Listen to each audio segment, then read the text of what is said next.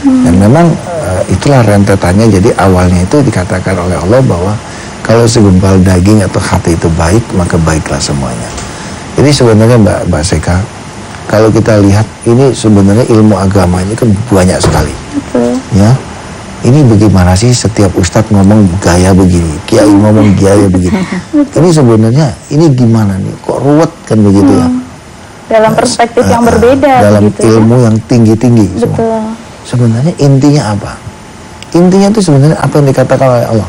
Kalau segumpal daging atau hati itu baik, baiklah semuanya. Artinya apa? Perangi ya dalam hidup ini iri, dengki, buruk sangka, sombong, cemburu. Kalau itu kita perangi semua, maka mata hati kita terbuka. Nah, hati kita itulah yang nanti akan melangkah menuju ke tempat yang siratal mustaqim. Jadi Allah itu sudah mendesain tubuh kita ini sangat canggih sekali. Ya. Nah, desain tubuh kita yang canggih ini dia akan bergerak, dia akan berjalan dengan sendirinya kalau mata hati kita terbuka. Nah, mata hati itu bisa terbuka kalau kita membersihkan hati kita. Betul. Dari iri, dengki, buruk sangka. Jadi artinya apa? Artinya kalau mata hati itu sudah terbuka, nggak usah diajarin lagi, sudah tahu jalan sendiri dia. Sudah tahu. Sudah tahu ya. Nah, ini yang dikatakan oleh Allah, hambaku itu kalau dia berjalan, aku yang berjalan. Artinya apa? Seorang yang mata hati sudah terbuka, langkahnya itu langkah ilahi. Kalau dia berbicara, aku yang berbicara. Kalau dia memandang, aku yang memandang. Kalau dia mendengar, aku yang mendengar. Kalau dia melempar, aku yang membuka. Nah itu, jadi orang yang mata hati sudah terbuka, dia sudah mendapatkan suatu nur ilahi. Baik. Itu yang dikatakan insya Allah, aku yang berkehendak. Jadi saya ambil contoh begini, Mbak Seka.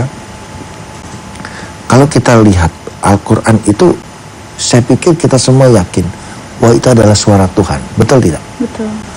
Itu adalah satu jawaban absolut yang tidak bisa dibantah. Itu adalah suara Tuhan. Coba perhatikan, suara Tuhan itu keluar apakah lewat langit? Ya. Kan tidak. Apakah keluar terus kemudian ditemukan di suatu goa? Kan tidak. Betul. Tapi keluar lewat seorang manusia ya, yang bernama Muhammad. Jadi melalui messenger begitu ya. Keluar. Itu yang dikatakan betul. Kalau dia berbicara, aku yang berbicara. Baik, Ustaz, menarik sekali ya. Nanti kita lanjutkan lagi perbincangan kita juga nanti dengan Ibu Ririn ya, sedikit berbagi mengenai penyakitnya terlebih dahulu nanti Ibu ya. Oke, nanti di segmen berikutnya pemirsa jangan kemana-mana, tetap bersama kami. The Power of Soul akan segera kembali setelah yang satu ini.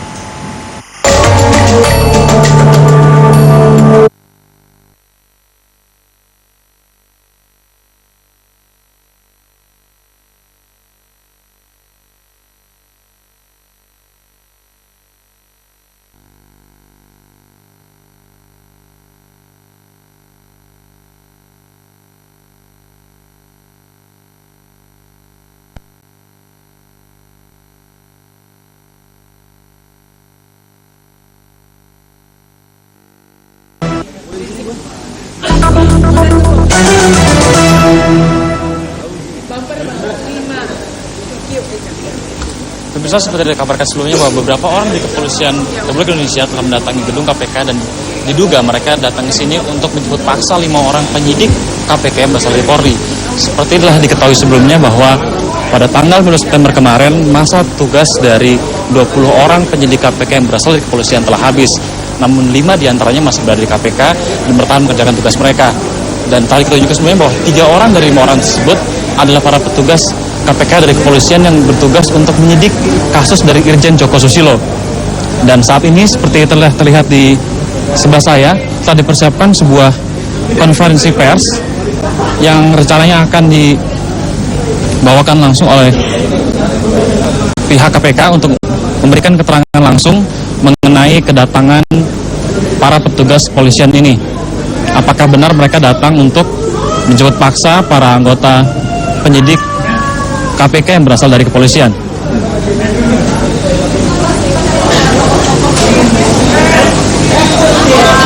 Sebelumnya telah dikabarkan juga bahwa pihak Kementerian Hukum dan HAM telah memerintahkan untuk menarik para anggota penyelidik dan para anggota reserse kepolisian yang saat ini sedang berada di lokasi.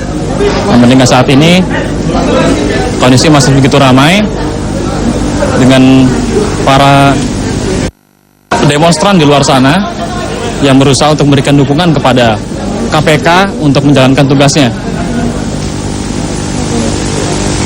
Banyak pihak mengkhawatirkan bahwa pemanggilan paksa para petugas penyidik KPK dari kepolisian ini nantinya akan menghambat tugas KPK dalam menyelidiki kasus korupsi yang melibatkan Irjen Joko Susilo, yaitu kasus simulator SIM.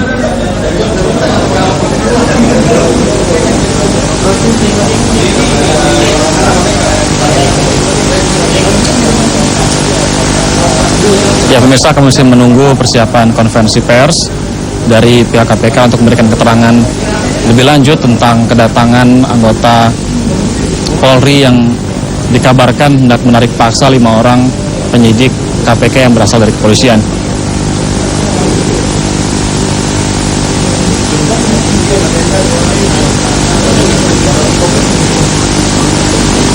Presiden ini begitu menarik perhatian banyak orang, terutama juga dari para LSM mahasiswa dan para pelajar yang mengkhawatirkan kejadian ini akan semakin menunjukkan betapa besarnya tumpang tindih peran antara Polri dan KPK dalam menyelidiki kasus, terutama kasus korupsi. Sekitar setengah jam yang lalu, Bambang Wijoyanto, salah seorang ketua KPK, telah memberikan keterangan bahwa konferensi pers akan langsung diberikan di tempat ini untuk memberikan penjelasan tentang apa yang akan dilakukan oleh Polri terhadap KPK sehingga mereka mendatangi tempat ini.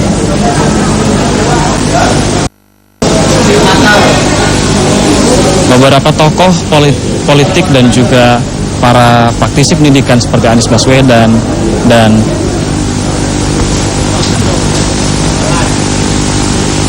juga Denny Indrayana, bahkan ketua Kontras yaitu Bang Haris mendatangi tempat ini untuk memberikan dukungan kepada KPK.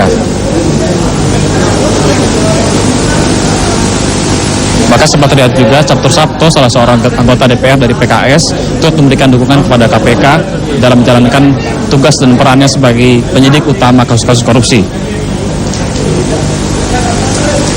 Ya, pemirsa, kita masih menunggu konferensi pers yang akan diadakan oleh KPK di tempat ini.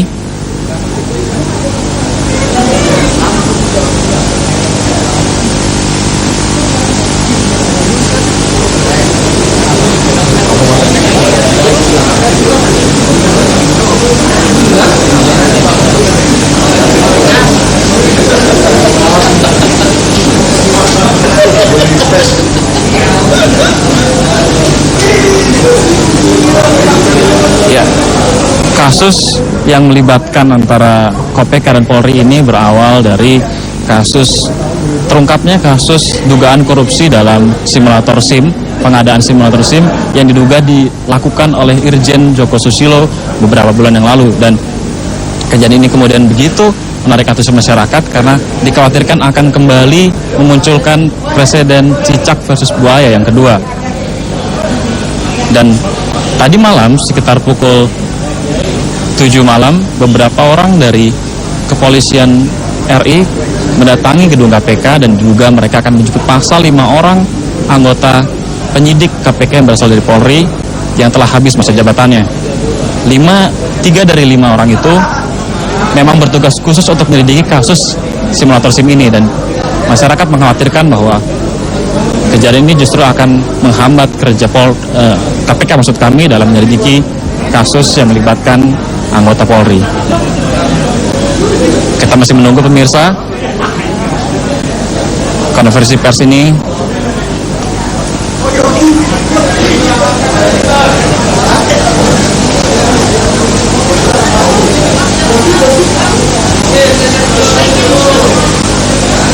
Ya pemirsa, kami masih terus menunggu konferensi pers ini diadakan, pernyataan langsung dari para pimpinan KPK terkait datangnya beberapa anggota dari kepolisian yang diduga mereka akan memanggil paksa 5 orang penyidik KPK yang berasal dari kepolisian.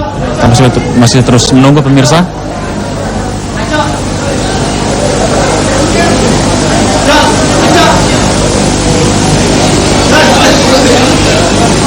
Terlihat juga banyak rekan media dan pers yang juga begitu menunggu kepastian ini.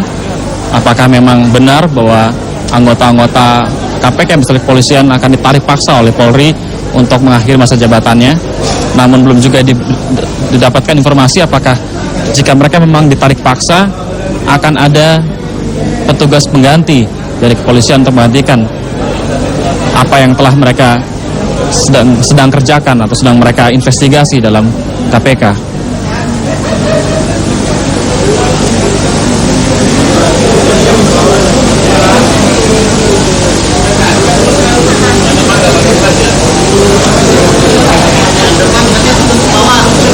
Kami masih terus menunggu pemirsa konversi pers dari KPK dan Polri.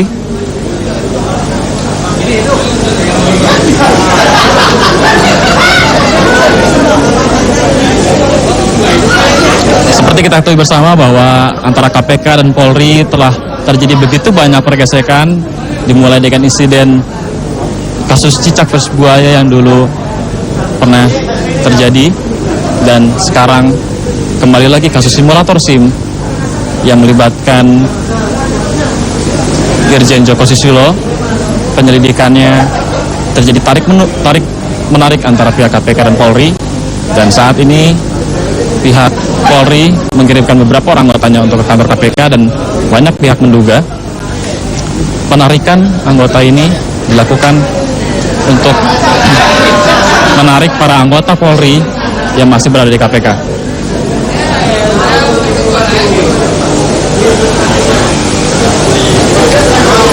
Ya pemirsa, kami masih terus menunggu kepastian kapan akan diadakannya konferensi pers di gedung KPK ini tentang apa yang akan dilakukan oleh para anggota Polri terhadap para penyidik KPK yang ada di sini, dan kami akan kembali dengan informasi berikutnya. Kembali studio.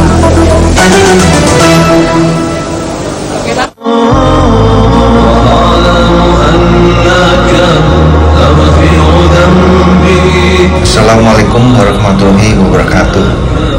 Para pemirsa televisi yang dimuliakan oleh Allah dan berbahagia, terapi kolbu ditemukan kurang lebih sekitar 12 tahun yang lalu, kebetulan oleh diri saya sendiri atas izin Allah. Inti daripada kekuatan terapi kolbu semuanya berawal dari kekuatan basmalah atau kekuatan kasih sayang.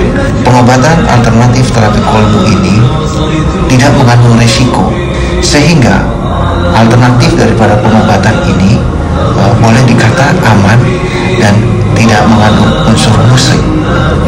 Mudah-mudahan apabila ada di antara para pemirsa yang saat ini sedang menderita sakit seperti tadi, boleh mencoba terapi kolbu sebagai salah satu alternatif pengobatan.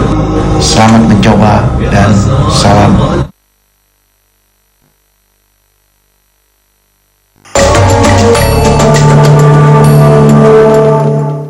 Terima kasih pemirsa masih setia bersama kami di The Power of Soul ya.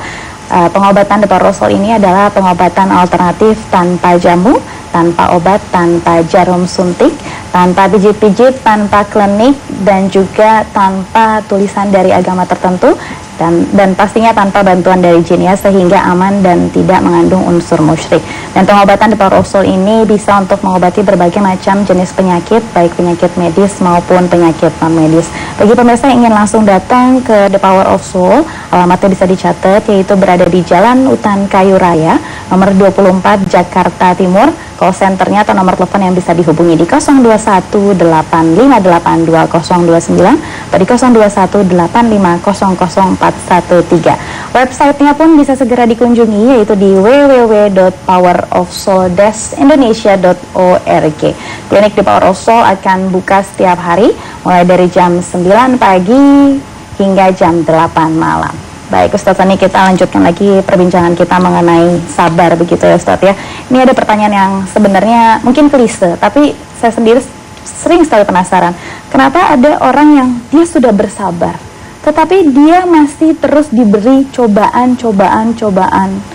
Sampai mana titik kesabaran seseorang itu akan diuji oleh Allah? Saya pikir saya sangat setuju sekali dengan pertanyaan itu. Sampai kapan kesabaran seseorang akan diuji oleh Allah? Begini, saya juga sering mendengar bahwa sabar itu ada batasnya. Iya. Kan begitu ya? Betul. Saya pikir mungkin ke depan sebaiknya jangan lagi kita membatasi kesabaran kita.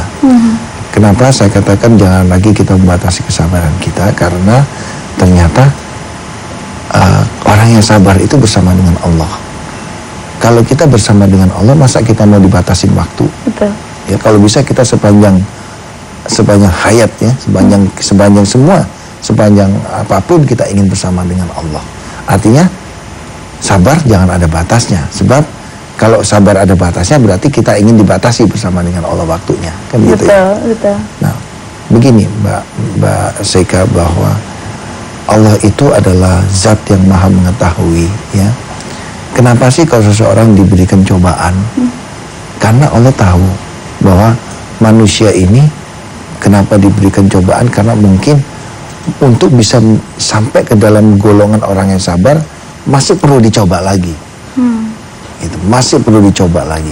Karena itu saya katakan tadi, ternyata untuk sampai menjadi golongan orang yang sabar, dalam arti kata sabar bersama dengan Allah tadi, dalam arti kata manusia yang sudah clear, manusia yang sudah tahu siapa dirinya, manusia yang sudah siap menerima pintu surga, itu memang tidak gampang, Mbak Seka. Betul.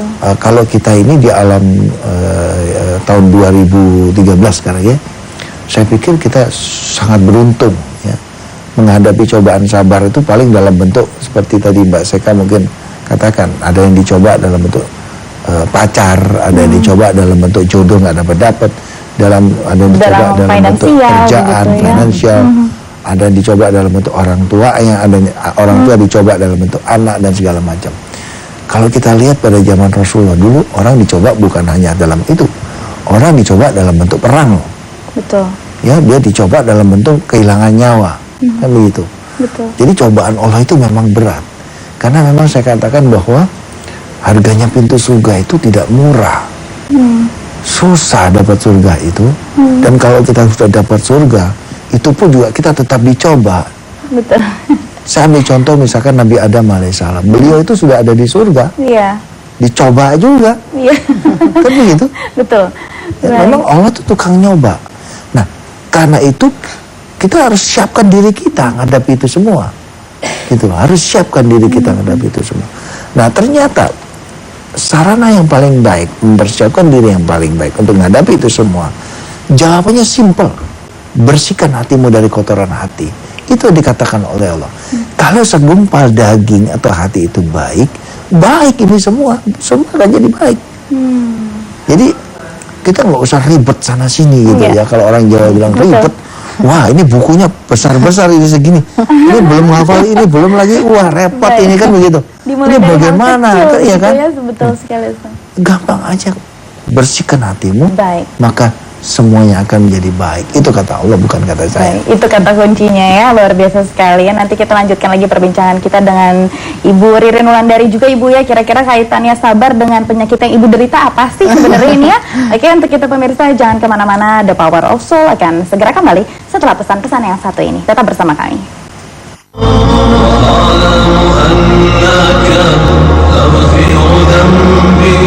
Assalamualaikum warahmatullahi wabarakatuh. Para pemirsa televisi yang dimuliakan oleh Allah dan berbahagia, terapi kolbu ditemukan kurang lebih sekitar 12 tahun yang lalu, kebetulan oleh diri saya sendiri atas izin Allah. Inti daripada kekuatan terapi kolbu semuanya berawal dari kekuatan basmalah atau kekuatan kasih sayang.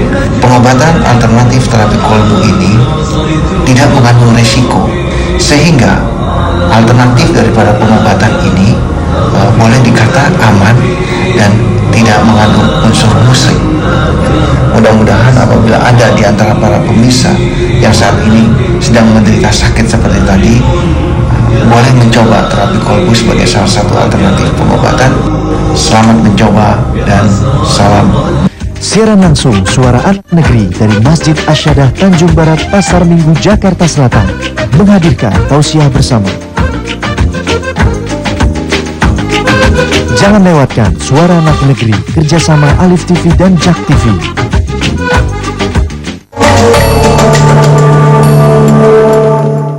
Ya pemirsa, masih di program The Power of Soul ya. The Power of Soul ini adalah pengobatan alternatif tanpa jamu, tanpa obat, tanpa jarum suntik, tanpa pijit-pijit, tanpa klinik ataupun tanpa tulisan dari agama tertentu, dan pastinya tanpa bantuan dari jin ya, sehingga aman dan tidak mengandung unsur syirik tentunya. Dan klinik The Power of Soul ini bisa untuk mengobati berbagai macam jenis penyakit, baik penyakit medis ataupun penyakit non medis. Untuk alamatnya yaitu berada di Jalan Utan Kayu Raya nomor 24, Jakarta Timur, dan call center yang bisa dihubungi di 0218582029 atau di 0218500413. Websitenya pun bisa segera dikunjungi, yaitu di www.powerofsouldesindonesia.org. Klinik The Power of Soul akan buka setiap hari mulai dari pagi jam 9 hingga jam 8 malam, dan selengkapnya pun sudah tertera lengkap di layar televisi Anda ya. Oke, kita Ustadz ngobrol dulu sebentar sama Ibu Ririn Wulandari nih Ibu ya. Kita kan sudah tadi berbincang-bincang sabar begitu banyak nih Ibu ya. Tapi kadang-kadang perempuan bilang, oh ini sabar nih ada batasnya gitu ya Bu ya. Kira-kira Ibu sebelumnya keluhannya penyakit apa Ibu yang diderita? Kista. Penyakit kista. Iya, sejak Oke, baik. tahun 92. Sejak tahun 92? Iya, jadi 92 itu saya operasi Baik. 2 kali. Baik. Ya, 3 kali plus ini apa? Usus buntu. Usus buntu, Jadi selama baik.